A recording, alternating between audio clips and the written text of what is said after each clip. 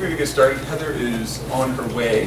But first of all, I just want to say thank you to all of you for agreeing to participate in this. I'm really excited to hear from you and discuss what's going on in public education and what changes that at the federal level that you would like to see, and take some of those ideas back to Washington. Because as a new father, I have a 7.5-month-old. Public education has always been very high on my radar, but now, especially with a new baby who's going to be entering the school system soon, it is ratcheted up the importance in my own life. And looking at what's been going on for a long time, and one of the problems that I see is that too many people in Washington believe that a one-size-fits-all model is the way to go.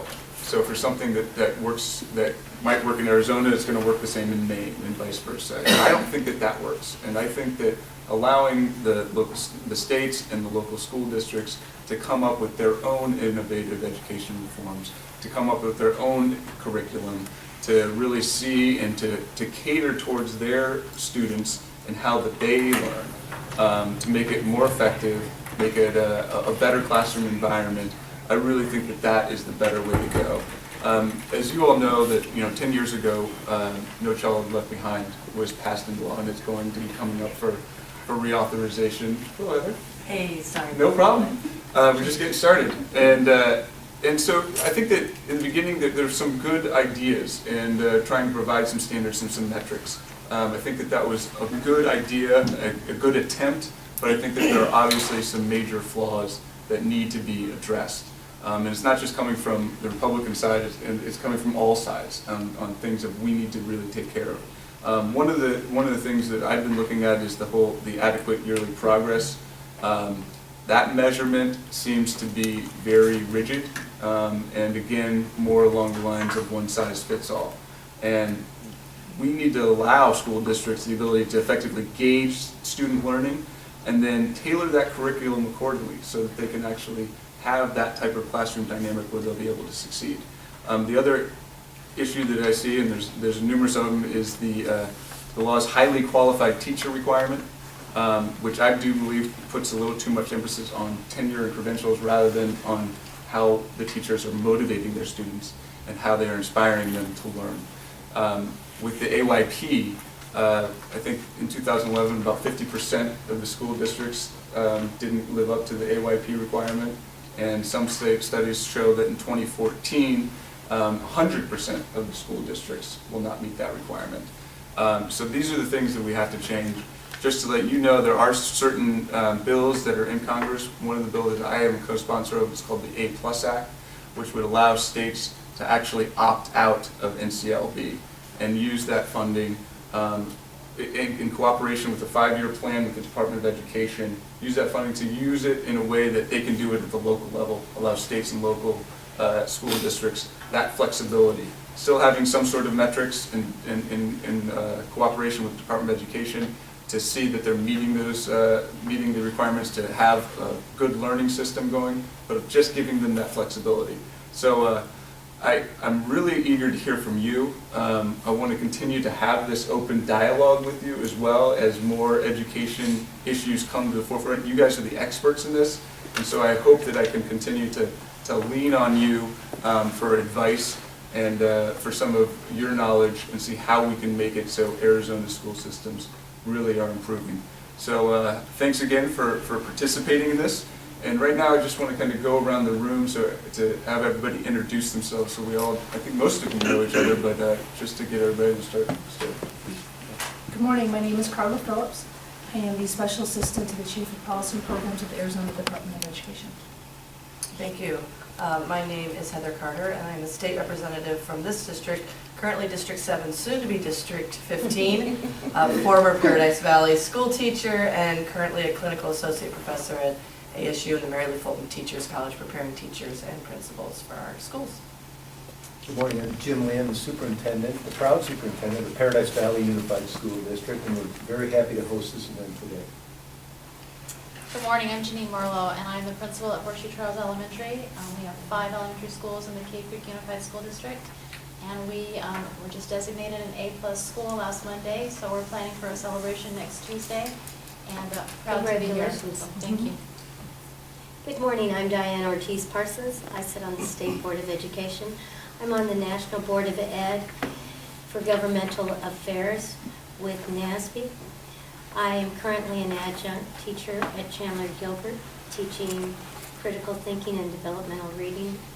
And on the side, I'm first vice chair of Maricopa County Republican Party. I have a 12-year-old. My name is Chris Meza, and in this particular district, since my employers are in the room, I was hired out of the classroom. I was hired out of the classroom to be the ombudsman for certificated interests. I'm a high school French teacher by trade, 21 years, 6 years in Chicago, and now the rest of my time in Paradise Valley. I also serve in another school district as president of the governing board of the Washington Elementary School District, as well as on the board of the K-12 Professional Development Center. I'm Stacy Morley, and I'm the Director of Policy Development and Government Affairs for the Department of Education, and I serve as our State Superintendent, John Hupenthal's Chief Policy Advisor on developing policy for federal and state, and advising him on how the state should make decisions in education. My name is Warren Whitney. I'm Senior Vice President at Maricopa Medical Center, and I am in my 3rd term on the Madison School District Governing Board. Good morning, Debbie Burdick, Cave Creek Schools. I'm superintendent there and also adjunct professor at Grand Canyon University. And I'm very honored to be here. Thank you so much for asking for our voices today. Good morning, my name is Pam Kirby. I sit on the Scottsdale Unified School District Governing Board and was recently re-elected to the Paradise Valley Town Council. I'm originally a native of Texas, have lived in Arizona for 17 years and in Paradise Valley for 10. I'm also, along with my 3 daughters, we are the poster child for choice of education in Arizona, as next year I will have a daughter in public school, 1 in charter school, and 1 in private school. Good morning. Been there, done that. Lots of driving. Just about killed me. My name is Kate Brophy McGee. I am in my 1st term as state representative from Legislative District 11, which encompasses, the new district will certainly encompass more of Paradise Valley. My school credentials come from nearly 10 years of service on the Washington Elementary School District Governing Board, part of those, a number of those years with Chris. And I also served about 6 years on the School Facilities Board, including a term as chair. Great. Well, thanks for participating, and Heather and Kate, way to get the budget done. So we can be here today. And now I want to turn it over to Carla to get this thing started. Great. Well, thank you very much. I'm so honored to be here, especially with such a distinguished panel. My first task when I arrived at the department in January was to help shepherd our state's ESEA flexibility waiver request. And it's been such a fun challenge. This is it. I was bringing my binders so people can actually see what it looks like, because I know all of you are dying to get online and read it cover to cover. We actually made our first set of revisions. We're getting ready to post them today. 11 states have sent in the first round of applications in November. All of them have been approved, 3 of them conditionally in February. We were in the 2nd round, which went in on February 28th. There were 26 states plus the District of Columbia. We have had a series of negotiations with the USED, which so far have gone really well, and our first and only peer review. We got our feedback about 2 weeks ago and are responding to that. And I can tell you honestly that there have been no surprises. I've been going around the state doing what I call my roadshow to the state board and to any group that will hear me. WMEX, if you're wanting me to come out, I'm happy to do it. Our PowerPoint is also online. And I brought a handout as well. And on the back of it, there's a link to our PowerPoint and an email address for comments. Because we really want to get a lot of feedback, so that's one of the reasons I'm also happy to be here, because this will also hopefully inform our decisions as we go through these last, we probably have about 3 last really critical decisions to make as we move forward.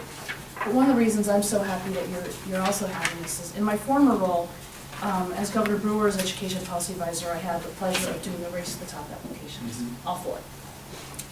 And one of the things that were so critical in that process and in this is really trying to help Washington understand the unique differences of Arizona, geographically and demographically, and helping them understand how many LEAs we have, helping them understand how many charter schools we have, helping them understand that our charter schools are LEAs, so in theory, we have a lot of them.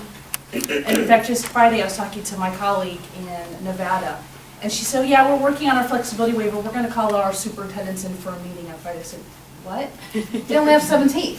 So they can literally just convene them all for a meeting, and I was like, I couldn't even fathom that concept. I mean, just school districts alone, we have 227, not including the 300 plus charter schools. So just that kind of a concept, plus the unique geographic, rural, remote nature of our state. During Race to the Top, when we had to run what was now considered the persistently low achieving schools, over 50% of them are on Native American reservations or highly dense Native American students. So when you see those articles on CNN or those news shows on Fox News of the schools that are failing, I hate to use that term, they're usually Philadelphia, East LA, South Chicago, and trying to help people understand that that's not necessarily what's happening in Arizona. There might be some in South Phoenix, to use stereotypes, but that's not really the case. And even though you have a political body for the most part in Arizona that's very supportive of school choice, that's not necessarily going to work on the Navajo reservation. Even the issues of Native American students, which we've been grappling with the past 2 weeks in terms of responding to some of their questions, and I think you guys will all appreciate that, yes, we have a large body geographically, again, and of students of Native Americans, but the issues facing our Navajo reservation up in the Four Corners are a little different than the Tohonams down on the border. So really trying to help Washington understand that. Here's another unique difference. My friends at US Ed have chuckled when I tell them that, yeah, our schools are leaving in 2 weeks for the year. I look at my superintendent, my son's out of school in 2 weeks. That's not the case in the East Coast. They go through June. So when we're talking about waiver applications and getting these things done, getting these decisions made in terms of timing, they assume, some assume that schools will be coming back after Labor Day. And we're trying to tell them, no, that's not what happens in Arizona. They'll be coming back in late July, August. So trying to help understand, so that's why I really am grateful for this meeting, and I'm hoping everybody else feels the same way, to try to help you and help DC understand some of the unique factors of Arizona. So that's kind of an update of where we are. I'm going to be updating this PowerPoint and our one-pager to reflect some of the remaining issues that are out, which are really going to be outlining which schools will be going in school improvement and how to make that final step of outlining our state accountability system with the federal guidelines and definitions. But quite frankly, and I say this honestly because I'm really proud of the work we've done, especially some of the legislative work too, and the state board work. They are really pleased with the progress we've made in terms of Common Core implementation, the PARC, teacher and principal evaluations. I told them they're going to be thrilled when they see 2823 of the legislation that just passed. But I always tell people that doesn't diminish the amount of work that I know needs to happen in the field in terms of really making this happen. But in terms of the legislative and state board framework that we have in place, Arizona's in a really good place. Just to give you context, Education Week just did a survey. There were 6 required steps we had to have in place for teacher and principal evaluations. Out of the 26 states that applied in the second round, we were one of 8 that didn't even make those first 6 steps. So at a high level, we're in a pretty good place. So it's really just matching the state accountability and federal definitions is really where we're going to have to make these last decisions.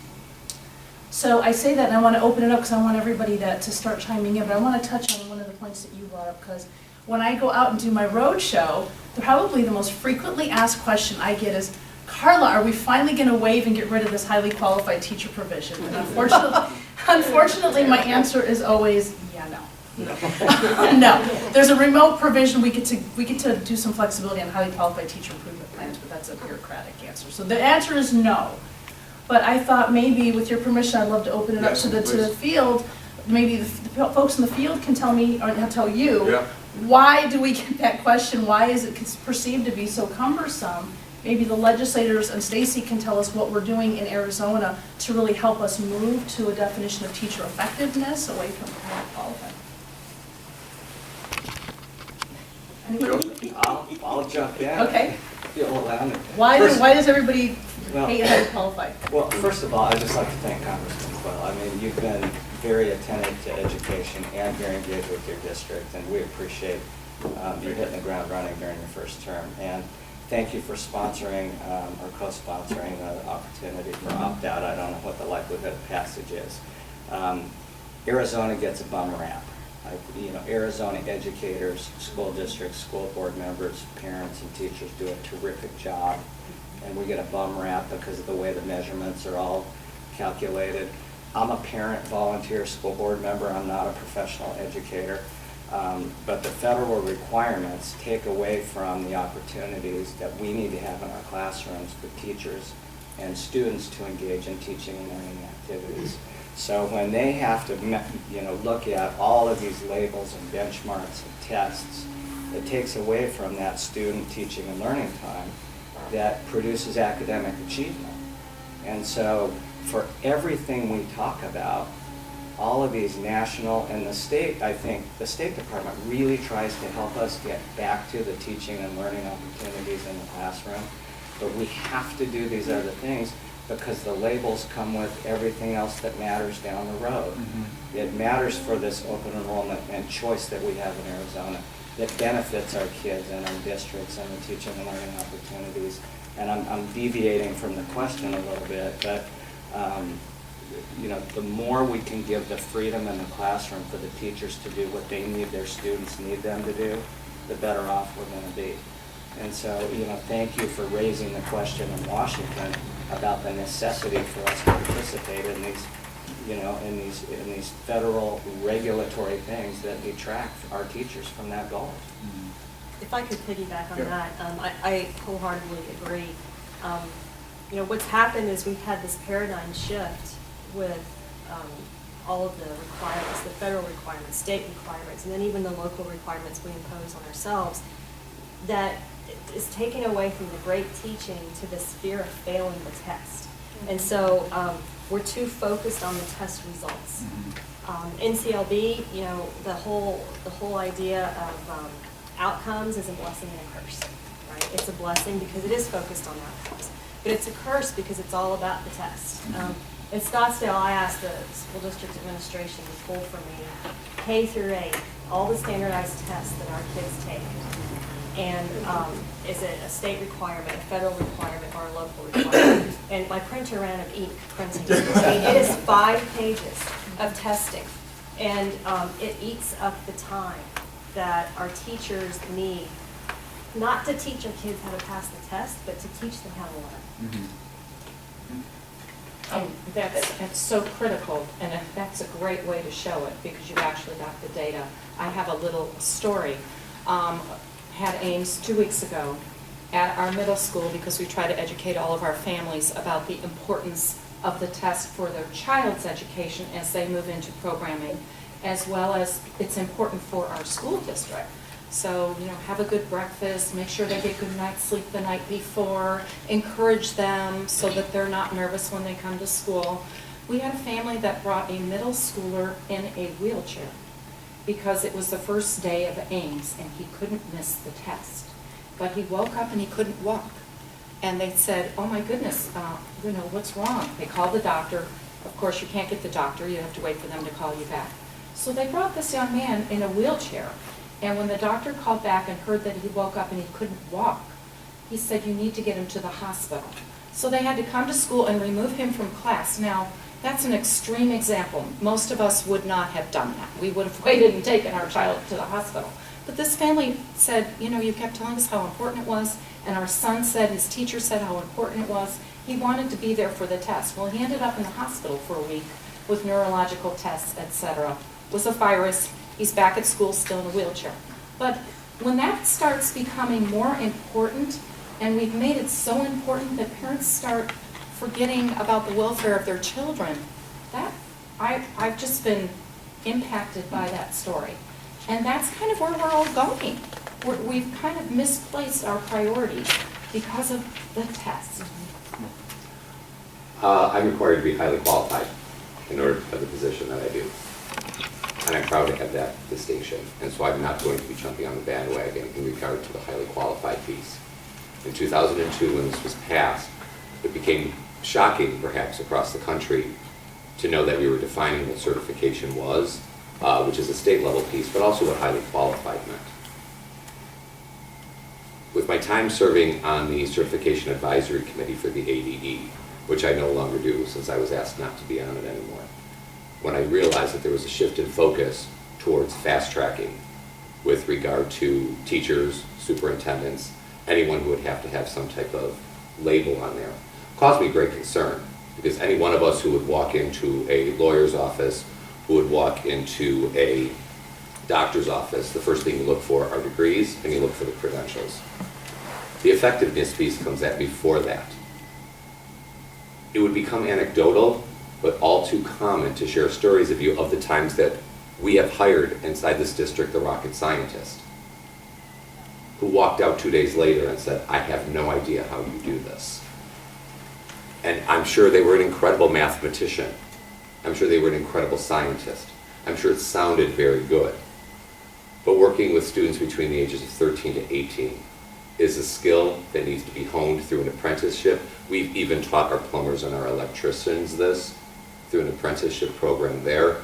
And so the residency piece, for lack of a better word right now, of the student teaching piece, which someone says, well, that's not really true, I would think that you would find inside the profession an understanding of the highly qualified. The problem is that now that we're in 2012, highly qualified has been reduced to a test. And if they can take this test, then they must be highly qualified, as opposed to being able to share my resume of work, my 24 hours in the French language, and being able to prove that in what I was doing inside the classroom, instead of taking a test and saying, thusly, I know how to work with a 15-year-old who comes from a situation that I don't have entire control over, but I will do an effective job inside the classroom. So there is a speaking specifically to the highly qualified piece, which was the question, I'm not necessarily sure when you go out there that that's the tone, and instead an interest of certain groups, especially since not all education facilities, teachers have to be highly qualified. There's a difference between public education and there's a difference between the charter schools. And I'm sorry to say that, but there is a different set of standards required for those educators. So this is a topic near and dear to my heart as somebody who came from the business world, and not knowing how challenging necessarily my experience in the classroom was going to be, but wanting to get there as fast as I could, and having gone through a post-bac at that time. And that became sort of my life body of work, then, this whole idea of how do you fast track into the classroom and still have a quality prepared experience to enable you to do a good job for your kids. The funny story is that I sometimes say my middle school experience prepared me best for the legislature rather than vice versa. But you know, now that I'm on the policy side of things, which is where I really wanted to take my professional career, because I was that person outside at home going, I want to be a teacher. And if I may take one small diversion and welcome some of the other school board members that are in the audience listening, and another, Kim, I'm going to call you out, sorry, another friend of mine from college who a long time ago, Kim and I both were alternatively certified teachers, and we were an undergrad in communication, completely not thinking we wanted to be teachers at that time. Professional sports. And we were professional sports, and now both of us took this track to come in to become teachers. And it's almost like once you've gone through that preparation and you have the experience in the classroom, you look back and you say, thank goodness I had it, because you don't know what you don't know. And I think that's the problem with a lot of the public perception out there, is they don't know how difficult it is to go into a classroom of, in my case, 13-year-olds, 12-year-olds, who bring all sorts of unique experiences and challenges and opportunities with them to the classroom. And how do you manage that? I mean, how do you manage that on a daily basis? It's not something that can be drilled down to a paper and pencil test. I took the superintendent's test after our doctorate program. I did my doctorate program with Dr. Lee. Did you take that AEPA test, or were you already a superintendent by then? No, I took it years ago. That AEPA superintendent test was 50 questions, the same thing over and over and over again, and not a single question on there is going to make me be a better school leader. So there's all these sort of misconceptions leading up to how you enter the classroom, how you enter leadership in schools. Then you get there and the tire hits the road and reality strikes. And you're either prepared or you're not prepared, and you're going to succeed or fail very quickly based upon your personal perseverance and your preparation. And so now on the policy side, because I did run the bill this year that allowed people who were teaching in higher ed, the rocket scientists at let's say Paradise Valley Community College or at ASU, who have teaching experience, who have demonstrated teaching experience to be able to drop down and teach in our secondary schools. Because that was a big roadblock. You could teach chemistry at the community college, but you couldn't teach it at a senior level in high school. But everybody wanted to talk about how do you get the rocket sciences in the classroom, and they're just jumping ahead to how do you prepare for that really challenging, albeit wonderful job of working with our best and our brightest across the state. So it's really about communication. The test, I give a test at ASU that always says who sets the highly qualified, and everybody always thinks it's the federal government. Literally 100% of my students get it wrong. It's in the book. I talk about it on the blogs. They still get the test wrong because they think it's the feds. It's not the feds, it's the state.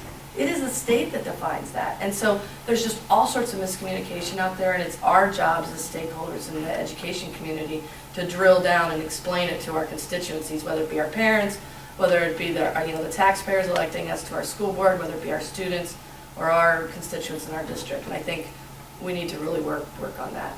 And not to interject, but Kate and I probably need to leave in less than 10 minutes. No, we're good. We're good? I'll explain later.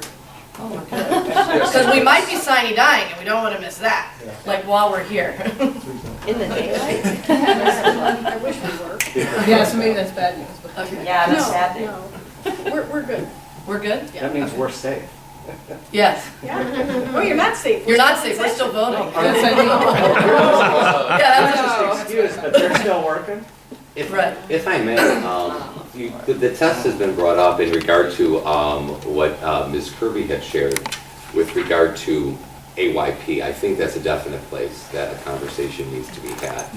We do have states seeking the waiver. I think it's absolutely appropriate. That line that was determined in 2002, between 2010 and 2014, that 100% of kids would be termed proficient, that becomes very difficult. And that waiver, I think, is an important piece of this.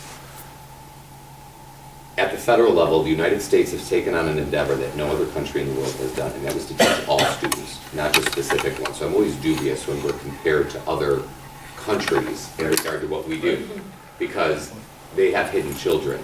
We have dedicated ourselves to not hiding children. But special education students, their point A to their point B are very different. But we're held to the same standard with all kids, because it sounds good and it would seem appropriate and it's a noble effort. But if we don't make it to that point, then we put this label of failing on either the student or what's recently becoming the teacher. I think it's important to be mindful that special education is just that. And that one size fits all, because I appreciate what you said at the beginning in regard to one size fits all. It doesn't.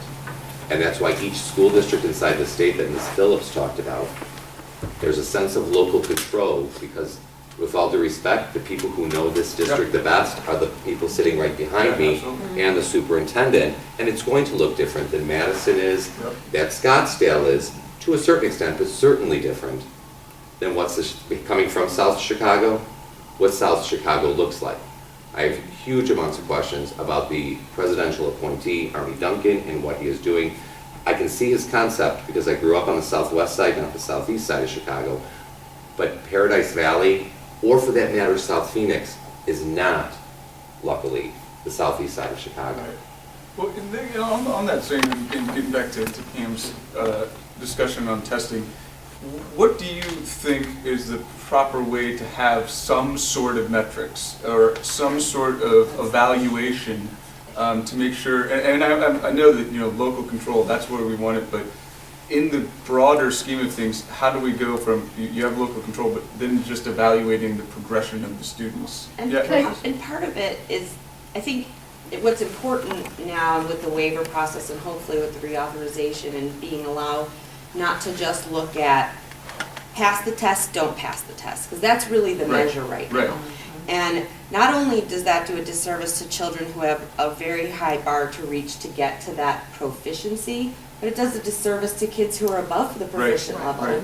Because it doesn't set a bar higher for them to Yeah, achieve. yeah. We don't the system doesn't have to care about them because they already are counting for them, No you child know? left behind becomes no child gets ahead. Yeah, it's adequate. Like, do we Right. want our kids to be adequate? No, Right. we want all of our kids to do as well as they can. And so with the state accountability that has now moved towards looking at more growth and weighting growth of lower achieving students, but also counting the growth of higher achieving students beyond just do you pass the test or do you not pass the test. I mean, both of those things are important, but we need to look at how we're all moving. The superintendent feels like it's really important to never put a cap on that moving. You know, when you talk about closing achievement gaps, that actually can artificially cap your high achievers. Because another way to close the gap is keep your high achievers here and just move your bottom up. Right, And we want everyone to move up. right, and then you're selling a lot of people short. We're consistently focusing on the lower level learners, and our high-end learners are just languishing.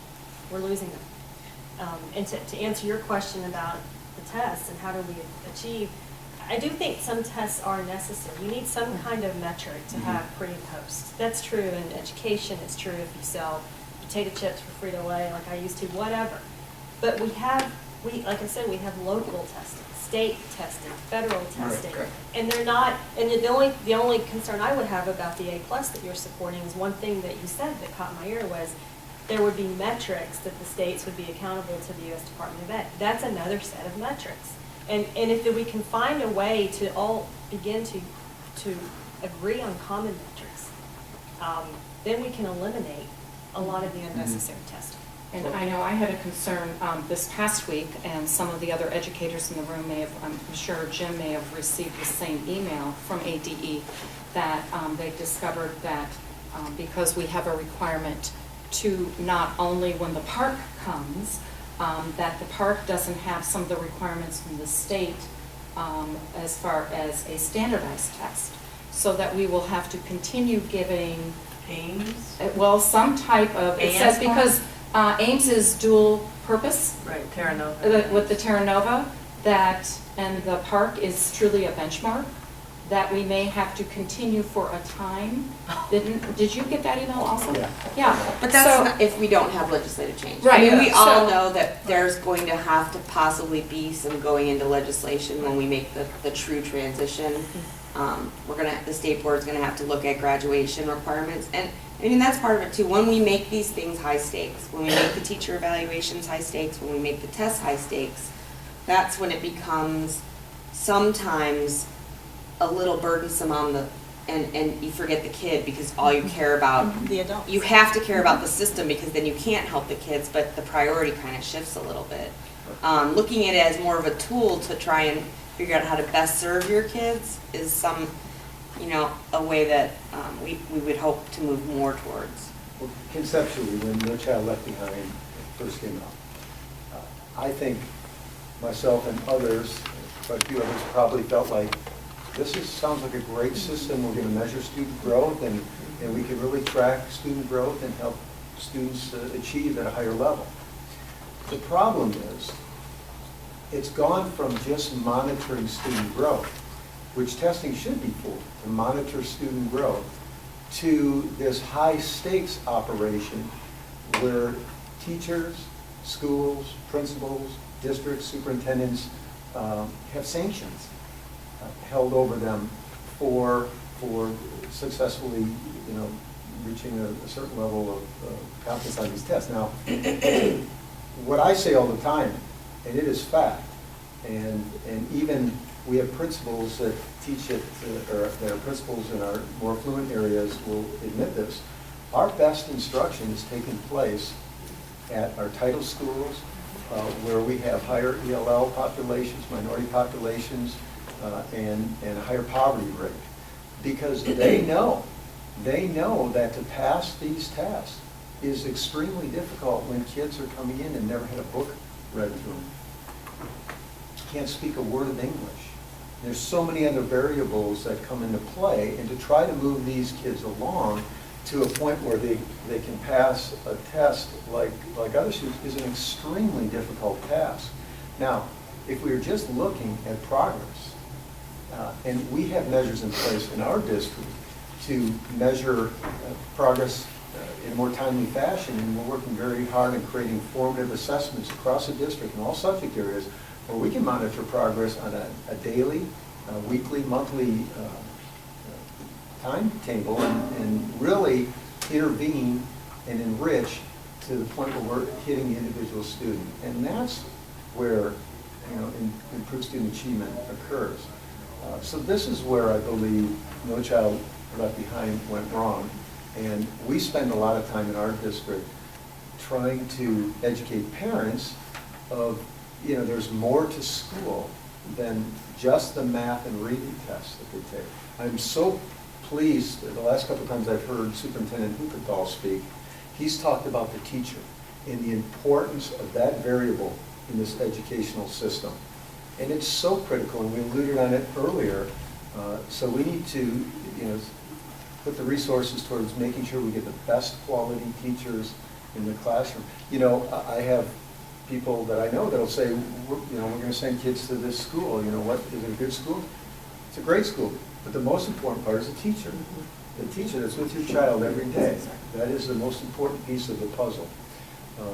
So, those are some of the things that we're working on. The public, unfortunately at times has the perception that you do well on AIMS scores a great school. And that's not always the case. So you did specifically apply for the waiver to remove AYP altogether. That was, just so you know, a provision that was added at the last minute. That was not in the original application. It was added literally about 2 weeks before our application was due. So it required some very last-minute gymnastics. And it was interesting, though, if you go back and read it, partly why it was added was because they recognized that it was specifically because of A through F states. Because they recognized that, so I have to give them credit, they've been willing to adjust as they're going, because they're kind of figuring this out as they go along as well. They recognize that not just A through F, but states who do rankings, whether it's 1 through 5, A through F, whatever. The concept of AYP doesn't fit. So I have talked to a couple of my colleagues in other A through F states that have already been approved that are going to go back and try to reapply almost again to get rid of AYP. Because we were wrestling, at the very last hour, trying to figure out how do you make AYP fit in the context of A through F. It doesn't. So just, if we get approved, when we get approved, AYP does go away. However, so I'm going to come back to your original question. One of the requirements, and we're still wrestling through this, is we have to set ambitious but achievable goals, otherwise known as AMOs. But we could trade AYP for AMO. No. They're not. It's not a trade-off because that if they don't, AYP, as you guys all know, you guys know better than I do. It set a trigger, right? It triggered a set of very negative consequences that escalated, right? That eventually until you were taken over almost. That's not the case. AMOs are just for public reporting purposes, so they are very different. But we still have to set them because the original underlying goal of ESA is for Title I dollars, so it's still supposed to be about subgroups and how are all students performing. So we still have to wrestle through setting some targets of what is looping right back to your original question, what is the appropriate metric? We still have to determine that, but we are committed to what Stacey said, what the superintendent's goal is. It's about growth. It's about making sure that all students get recognized. It's about making sure that every child is on a trajectory for college and career readiness. So I just want to throw that out. I want to put an exclamation point on that because I do have to acknowledge, and for your study as well, to take a look at what we've done with the metric in regard to I believe it's called the Student Growth Indicator. Target SGTs. Thank you. There's a lot You're of comparing, acronyms. true, but this one, there's always that question across the country, usually emanating from Tennessee, in regard to value added. Right. And it's an interesting concept. What the ADE did because I was highly involved in the teacher evaluation process, both at the national and at the state level, and obviously in my district, but that number, it was comparing like students to like students, which was a novel concept. Because right now I have special education teachers who are freaking out saying, I'm going to be compared to regular education students at a high SES school. This doesn't do it. So I must give kudos. And people who know me know that I tend to be on the critical side of things because I am a critical thinker. Notice how I spun that one. But I'm also going to give credit where credit is due, and that is an incredible tool that I hope other people take a look at, and I hope educators look at that, because it's going to provide a wealth of information to get that elusive, what is growth? I prefer not to use the word achievement, because people have different definitions of achievement, but we're comparing like students, so that that child who's going to do successful no matter what, because of where they come from, that small movement, which is huge movement, because they're competing with other kids of their same level, that's going to be growth for them, because they're so high already. Teachers go, how am I going to improve them past 100%? That little bit is going to be great. Whereas with other students, those gaps are huge when you have success. How do you compare those things? I really have to give kudos to the ADE, and it might be something for you to look at, Representative, to take back, especially as you get into those discussions about value added, because I'm not quite sure value added specifically attempts to do what I think we're trying to do. And this is very similar to a modest, we'll take the credit, thank you, but we're also, superintendent will take credit and I'll give it to Arnie. And also the Charter School Association. However, I will, Give this a really shout out. emanates from the Yes. Charter School Association. However, I will tell you that we're also looking at the approved applications of Colorado and New Mexico, where this is already embedded. Right, and they're also, we want to look at similar states to us, like, Right. we do a lot with the Mexico. Western Chiefs, New Right. Mexico, Utah, Colorado, because they have similar populations and similar experiences to us. We are not, Tennessee and Florida are great examples for certain things, but we are not Tennessee or Florida. And we do have to address that, and that is some way of separating what we call the home effect versus the school effect. We want to identify how well our schools are doing with the students that they get, not whether their parents have college education and their income level and that type of thing. And so hopefully the growth model can isolate a little bit of what the school and the teacher is really impacting on that child, because we want to make sure that the school's getting credit for what it's doing, not getting dinged for what it's not responsible for. And when we have data dialogues at our individual schools, I pull all of my teachers by teacher teams, and they come in and they look at every single student's growth. They talk about I have 736 students, and every single child is spoken about. Not one child falls through the cracks. But those data dialogues bring that achievement, that growth over a period of time, has to be research-based, has to be replicable. I have to be able to see what I'm doing over a course of time so that I can continue to do that when I matriculate that child up to the next grade level. What did you do that was so beneficial? Because I want to keep doing that. Mm-hmm. And then to be able to describe that to the parents and show that data, that emotion is taken out for the moment and they can see that. Or if they're not progressing, what are we going to do differently? And where are we going to go to look for a response to intervention that's going to make a difference? Mm-hmm. And I teach at my school for a year-long ASU. That's a big deal that I meant to bring in my point being, we're now preparing teachers in year-long settings. That is a very novel concept. I have 17 student teachers that are with master teachers for a full year. That are seeing from day one to day in what it takes to take a kid all the way through. And it's co-teaching. It's not turn my class over, because at high stakes you can't do that anymore because that teacher has such accountability. But I can co-teach with you and I can walk you down this path so that when you have your own class, you are qualified to do that. My teachers are very proud to be highly qualified. And I'm just to piggyback on that, so in terms of teacher prep, now put on my ASU hat, we, back in the old days, 4 years ago, the preparation was so disconnected from the practical experience. The practical experience was like, let's shove it at the end, let's get them in, get the number of hours you need for ADE to get the piece of paper and get them out. And we've sort of completely changed the paradigm shift to where the day they start in our teacher preparation program as a freshman, they are embedded in the school environment through service learning. They are now, especially at the elementary level, held to a higher content standard on what they're learning in math and science and across all the content areas. Because a lot of times teachers, they end up in the elementary track, they're like, well, I really don't like math, so I'm going to go teach elementary school. Okay, that doesn't fly anymore. And so we've now focused, and I'm speaking specifically from ASU, we said, you will have a content rigorous preparation, fully embedded in some sort of a practical experience like service learning, and then we're still going to graduate you in 4 years, but that 4th year, you are fully embedded in a school in full partnership with your local education agencies, charter schools. We've partnered with charter schools. We've partnered with school districts across the state on the reservation. We started this on the reservation, which is really interesting through our grant programs. And for one full year, teachers used to learn, you either learned how to open a class or close a class, but you never learned how to do both because you were at best in there for a semester. Now, you're partners. There became, right before this, a critical tipping point with the academic achievement statistics and all the testing, where teachers, master teachers, were becoming less and less willing to take on student teachers because they said, I don't want my students' grades going down because somebody else is learning how to be a teacher.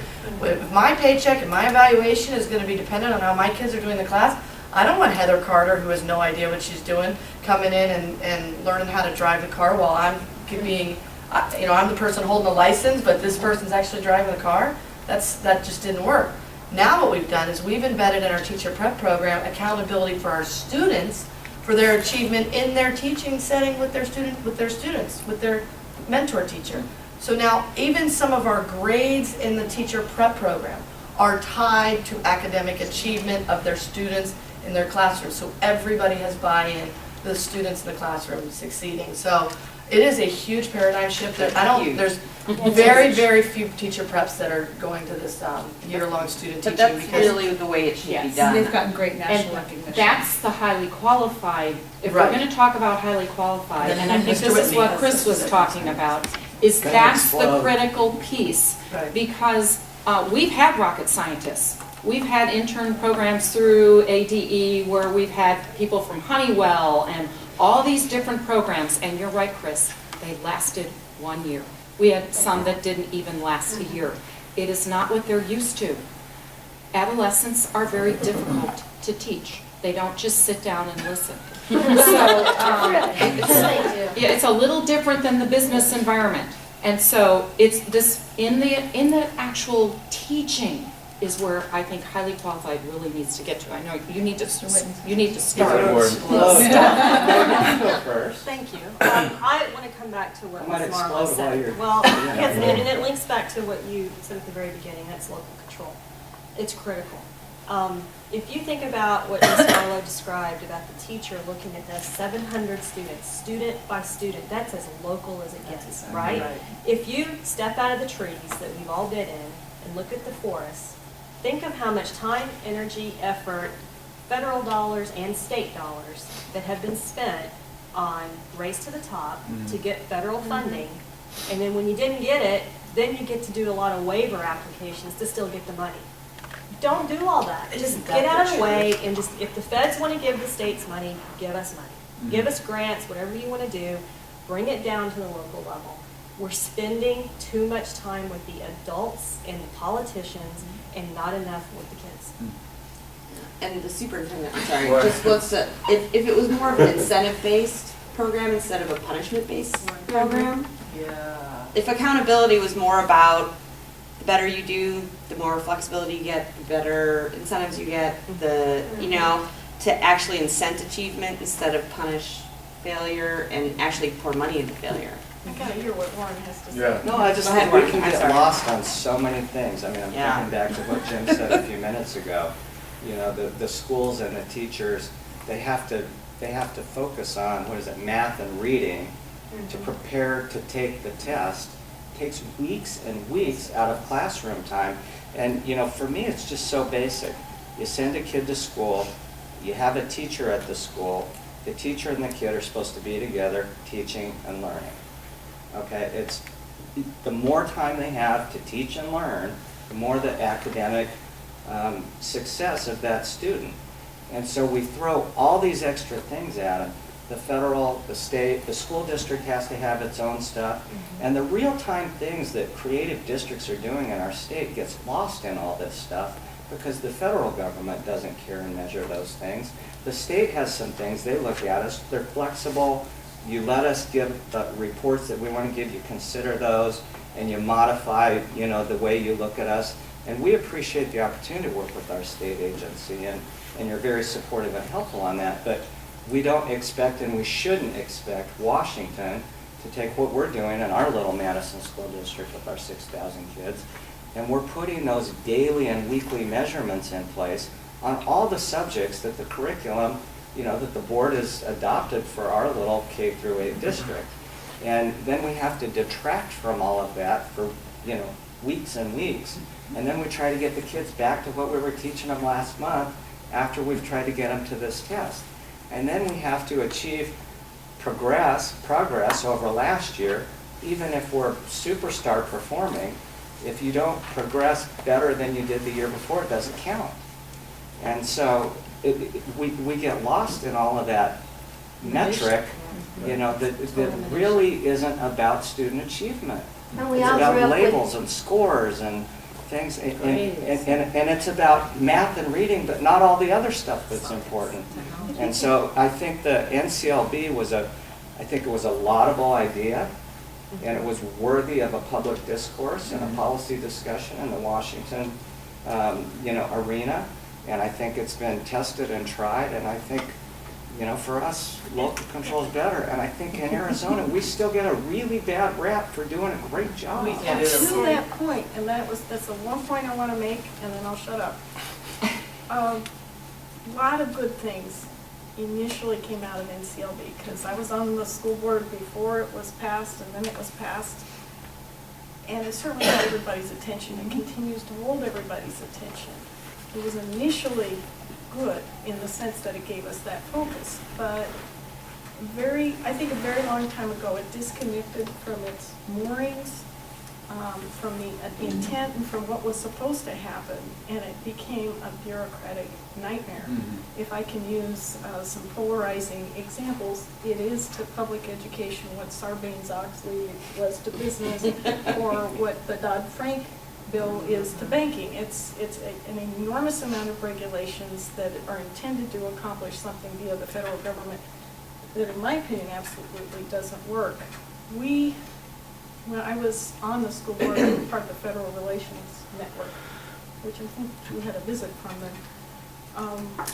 As part of the School Boards Association, we would go back to Washington and we would meet with our congressmen and our senators. And your predecessor, Congressman Shattuck, would come, when he would meet with us, he would come into the office and he'd say, "I voted against NCLB.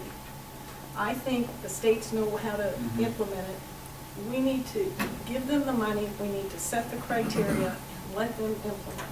And to the extent that that's not happening and the federal government got more and more into implementing it, it totally lost connection with reality. One of the things that drives me nuts about our state legislature is that it picks on our school districts about the high amount of administrative costs that are incurred.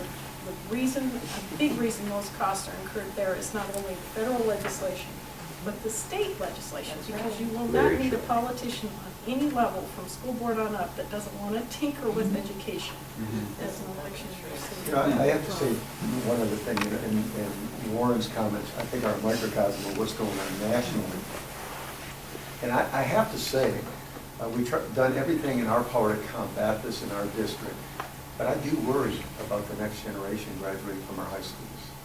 I think we've done a great job of graduating widgets who know how to work math problems.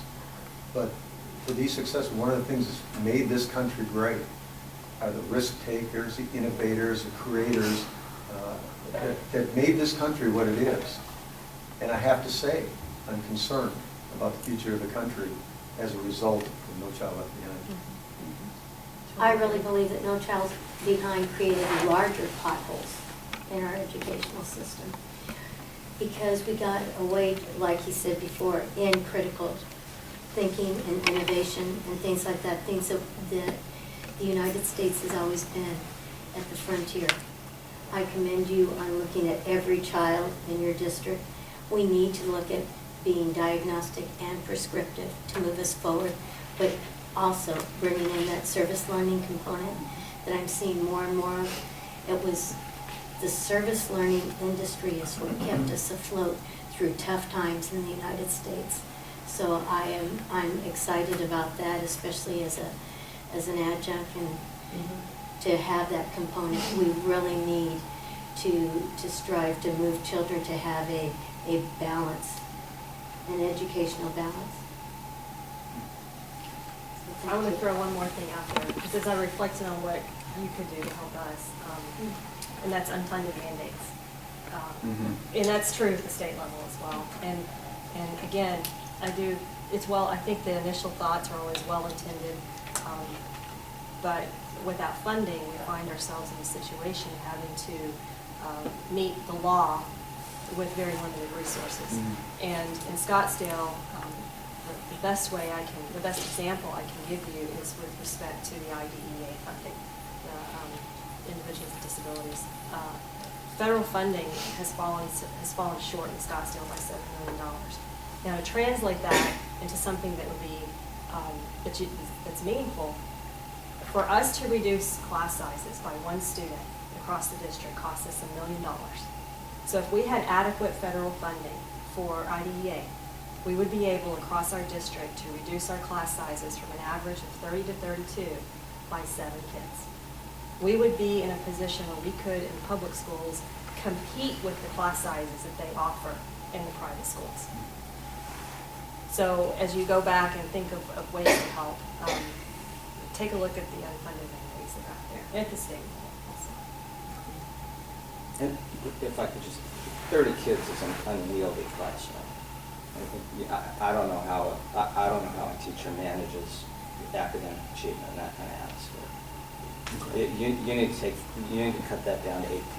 That would be ideal. No, and that's not you, it's all of us. I mean, it's all of us. Well, the Auditor General came out with their annual report on school and district spending.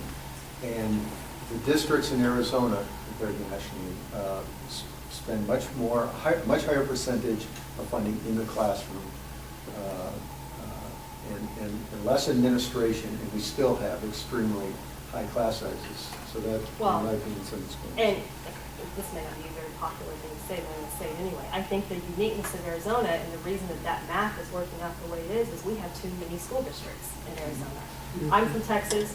I used to consult with Dallas Independent School District, and I point back to Dallas all the time as my example. City of Dallas has almost 250 schools. They have one school district. The city of Phoenix has 300 schools. They have 30 school districts. With each one of those school districts, not only comes the governing board, who are largely volunteer, but you have a paid superintendent, assistant superintendents, and the infrastructures. So while on a state level, from a budget perspective, it looks like that we're allocating average amount of funding to K-12 education. And we look at all the administrations and how much we're spending on administrations. It's a small percentage. There's too many of them. We have too much of our dollars tied up in these administrations. And that's the financial piece. From the educational perspective, what you lose is the articulation. When you have a school district that's elementary and then one that's in the same geography that's middle school and in the same geography that's high school, you don't have that linkage and that articulation that you need to move those kids from elementary school. You don't have those teachers necessarily talking to each other when they transition to those different grade levels. And so at a state level, I think that's an opportunity. If I could just say on that same point, that's another place where academic achievement gaps occur. Okay, every one of those changes. Or if you move from, a lower school to a middle school to a junior high to a high school, whatever the case may be, at every one of those points, there's there's a gap in achievement, and it's proven time and again. And I agree with the point about we have too many districts, but just don't change mine. That's the whole thing. Last point on that. Every year, we run the school consolidation bill, and it has failed every year, and it's failed, like Lori said, this year. Suggest a solution to come back, and I forget your name. Give us incentives. Give the school districts incentives. They did. $5 million was in the bill this year. It failed. Well, my idea after having failed at school consolidation would be to basically have regional centers to run the mechanics of the schools, the properties, the asbestos cleanup, the garbage pickup, the food services, and make each school a charter school. I told Marty Schultz that, and I thought he was going to explode. I want to go back to Brophy McGee's point. I do think we do a very good job in regard to keeping administrative costs low, because every administrator is another added piece to the teacher plate, which never gets bigger. And so a Department of Special Education, the assistant superintendents are doing things so that I can best focus on kids in the classroom, and I don't want to forget that piece. To the point of the unfunded mandates, we have departments now that have been created because of No Child Left Behind. That's the point I want to drive forward, because with all due respect to the fact that it would be best if we could have less administrators, one, those are people with jobs who do pay taxes, so I'm not really in the business of saying, no, we shouldn't be hiring people. But the less people I have at this office here is the more work that I have to do in my classroom, and it's more of doing those adult things, because I'm trying to focus on student achievement. And as much as I appreciate the legislature and what they do, they still haven't expanded that 25 hours a day, 7 days a week. Once they start working on that, then I'll be impressed. But there's only so much time. So I think in Arizona, if you study it closely, I think there's an East Coast sickness when it comes to administration. But if you really look at the numbers of Arizona, they hire the people they need to so that people can focus on education. But No Child Left Behind has created departments of assessment, which would challenge many Fortune 500 companies in the amount of people it's had to hire in order to address the needs and the paperwork required of No Child Left Behind. Chris, that is so important, and that's something we tell our principals all the time. When I was a principal in Illinois before I came here, and some of the smaller districts here in Phoenix that I was a principal at, we had the responsibilities of all of those pieces because they were smaller districts. And my goal with our principals is that they do what Janine is doing, which is they focus on their students, they work at mentoring their teachers, they look at the data at their school, and I don't want them having to do all the paperwork of the federal and state mandates. That's what our little tiny Ed Services Department is trying to do so that they can focus, and we're serving those schools so that our students get better and better. And I want to say one more thing about Arizona. I was shocked when I moved here 17 years ago. I was told how horrible the educational systems were, et cetera, coming from Illinois. I was in a highly progressive large district in Illinois. Came here and put my kids in school in CCUSD in Cave Creek, and was so impressed at what was going on in Arizona, not only in the inner urban area that I was teaching at, but what my kids were getting. Very impressed, and I brought my kids out of private school in Illinois. I have friends all over the United States that are educators, and of course we're constantly comparing notes, especially East Coast, which is lauded as the best. I was so shocked to hear my friend who said from Bucks County, some of you may have known Bucks County from the East Coast in Pennsylvania, lauded as primo, real estate and educational system. In Bucks County, she said, guess what we're doing? This was 2 years ago. Have you heard of this thing called RTI? And I'm like, are you kidding me? We've been doing RTI in Arizona, and particularly Janine's school was the first one in our district to even get on board. It's been 5 or 6 years now. They were just hearing about it on the East Coast. So we are doing things for our kids on the cutting edge in Arizona with not a lot of money, but with dedicated everyone, dedicated educators, dedicated administrators, dedicated legislators. We just keep plugging away. Our school board members that are volunteering. I'm so proud to be an educator in Arizona because of what we do with so little, but our kids are still progressing. And Carla, you hit it on the head. We are the most diverse place I have ever lived in or heard about. And when I try to share our types of statistics, we're not like anywhere else. We're very, very different. And we're still trying to meet the needs of everyone. So, yay for Arizona. Well, that's been a frustration of us at the state level for a long time. It's because we're so decentralized, because we don't do statewide textbook adoption, statewide curriculum, statewide teacher evaluation. People don't realize how great things are happening in Arizona. I'm afraid we're going to have to wrap it up, folks. Yeah, I was going to say, I wanted to thank Congressman Kraft for this incredible panel. That was my segue. I wanted to thank him.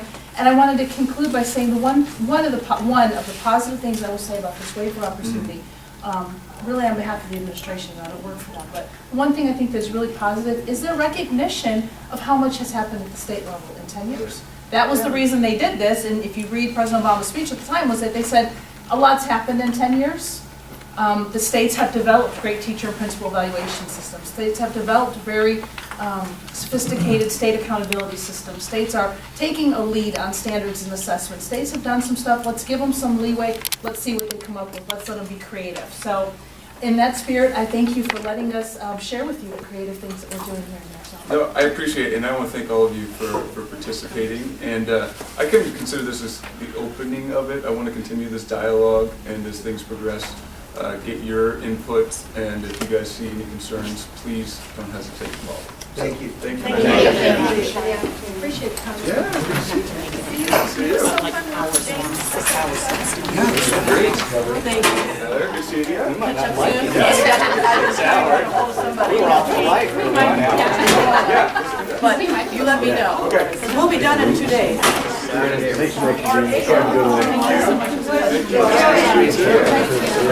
Great seeing you again. Good to see you. Where you heading up? See you at the next meeting. Oh, yeah. I know. Twice a month. Yeah, that'd be great. Yes. How are you? Yes. You don't probably why we have one. No, you're not.